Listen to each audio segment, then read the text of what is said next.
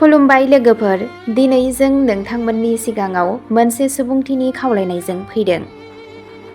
नखरनि जानानै जों गुरैयै नोंथांनि मददखौ खावलायहरो। चिरां जिल्लानि निलिबारि गामिनि श्री जीवन कुमार ब्रह्मनि बिसि आरो इउएन ब्रह्म कलेज बैच 2021-2022 नि बारग' फरायसा प्रसेनजित ब्रह्मनि बिमा श्रीमती मौसुमी ब्रह्मआ दासान्दि प्रेसार स्ट्रक जानायनि उनाव SM hospital and diagnostics centre Agarwala hospital बङाइगावआव थिसनजादों आरो बिथांनि फाहामथाया सोलिगासिनो दं। आथिखालाव नखरा मोनसे गोब्राब रांखावरियारि आंखालजों मोगा-मोगि जागासिनो दं। फाहामथाय होनायनि खरसाया बांलांगासिनो दं, जाय नखरनि थाखाय जोबोद गोब्राब जानानै फैदों।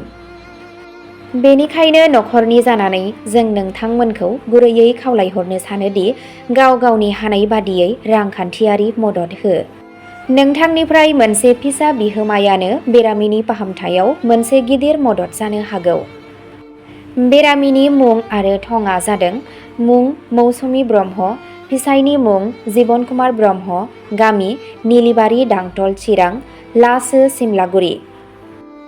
नोंथांमोना भिडिअनि स्क्रिनाव होनाय QR क'ड एबा मबाइल नाम्बार 7635848604 एबा एकाउन्ट नाम्बार 318993262991 आव थोंजोङै हेफाजाबखौ खालामनो हागोन।